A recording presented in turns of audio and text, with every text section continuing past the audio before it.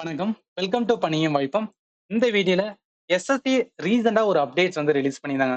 அதுல என்ன மென்ஷன் பண்ணியிருந்தாங்கன்னா, எம்டிஎஸ் எக்ஸாம் கேண்டிடேட்ஸ் நெறைய பேரோட அப்ளிகேஷன் ரிஜெக்ட் ஆயிருக்கு அப்படின்னு சொல்லிட்டு, அத நீங்க சேஞ்ச் பண்ணணும்னு சொல்லி ஸ்டூடண்ட்க்கு வந்து ஒரு அட்வைஸ் குடுத்திருந்தாங்க. அதுல என்ன மென்ஷன் பண்ணியிருந்தாங்க அப்படின்னா, ஃபர்ஸ்ட்டு நெறைய கேண்டிடேட்ஸோட அப்ளிகேஷன் ரிஜெக்ட் ஆயிருக்கான ரீசன் அவங்களோட சிக்னேச்சர் பிளஸ் வந்து ஃபோட்டோன்னு சொல்லியிருந்தாங்க. சிக்னேச்சருக்கு அவங்க என்ன சொல்லியிருந்தாங்கன்னா, உங்களோட சிக்னேச்சர நீங்க அப்லோட் பண்றீங்க.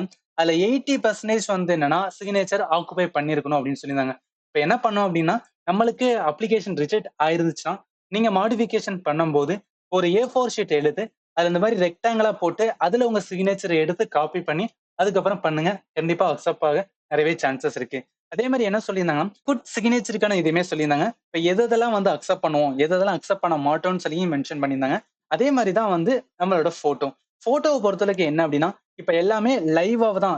எவ்ரி எக்ஸாமுக்கு நம்ம லைவா தான் ஃபோட்டோ எடுத்து அப்லோட் பண்றதுனால, இதுல என்ன சொல்றாங்கன்னா, நீங்க எடுத்து அப்லோட் பண்ற ஃபோட்டோ வந்து ரொம்பவே வந்து என்னன்னா, ஓரளவு கிளாரிட்டியா இருக்கிற மாரி வந்து அப்லோட் பண்ணுங்க.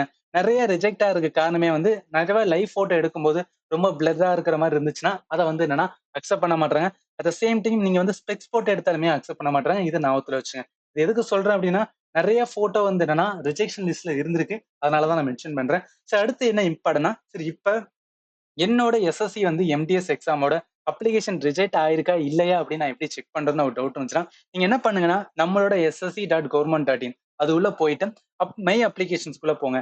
அதுல அப்ளிகேஷன் ஸ்டேட்டஸ்ல வந்து என்னன்னா கிளிக் பண்ணுங்க. அதுல ஸ்டேட்டஸ்ல வந்துன்னா உங்களுக்கு சக்சஸ் அப்படின்னு இருந்துச்சுன்னா, நீங்க வந்து வொரி பண்ணவே தேவையில்ல. உங்களுக்கு எந்த ஒரு பிரச்சனையும் கிடையாது.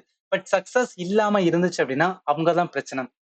சக்சஸ் இல்லாம உங்களுக்கு வந்து மாடிஃபிகேஷன் பண்ண சொல்றாங்கன்னா, அப்ப நீங்க வந்து சேஞ்ச் பண்ணியே ஆகணும் ரைட்டா? இப்ப நார்மலா இந்த மாரி சக்சஸ் இருந்துச்சுன்னா, நீங்க மறுபடியும் போயிட்டு அப்ளை குடுக்காதீங்க. ஏன்னா அப்ளை குடுத்தீங்க அப்டின்னா, ₹200 வந்து எல்லா கேண்டிடேட் அதாவது எல்லா கேட்டகரி பீப்பிளுமே பே பண்ண வேண்டியதுனால தேவையில்லாத செலவா இருக்கும். சோ அதுக்காக தான் சொல்றேன். சரி இப்ப ஃபோட்டோ அத வந்து ரீசைஸ் பண்ணணும். அத எங்க பண்ணலாம் அப்படின்னு பார்த்தீங்கன்னா, நம்ம கூகுள்லயே வந்து ஃபோட்டோ ரீசைசரோட விட்த் அண்ட் ஹைட் அப்படின்னு போடுங்க. இது எதுக்கு சொல்றேன் அப்படின்னா, இந்த மாரி imresizer.com அப்படின்னு வரும். இதுல என்ன பண்ணுங்கன்னா, உங்களோட ஃபோட்டோ நீங்க சேஞ்ச் பண்ண வேண்டும். இப்ப சிக்னேச்சர சேஞ்ச் பண்ணணும் அப்படின்னா, அதுல வந்து செலக்ட் ஃபைல்ன்னு குடுத்துட்டு, இதுல விட்த், ஹைட் நம்ம செலக்ட் பண்ணலாம்.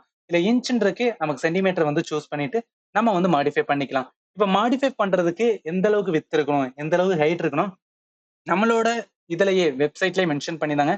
கேண்டிடேட் வந்து என்னன்னா, அப்லோட் பண்றவோட சிக்னேச்சரோட வந்து சைஸ வந்து சொல்லியிருந்தாங்க.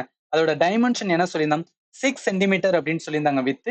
அதே மாரி வந்து என்ன ஹைட் வந்து 2 சென்டிமீட்டர் சொல்லியிருந்தாங்க. அந்த மாரி என்ன பண்ணுங்க, 6 வந்து என்ன விட்த், 2 சென்டிமீட்டர்ன்னு சொல்லிட்டு, இத குடுத்து நெக்ஸ்ட் குடுத்தீங்கன்னா, அத வச்சு அப்லோட் பண்ணீங்கன்னா, இது டைரக்ட்டா வந்து என்ன கிளிக் ஆயிரும் ரைட்டா?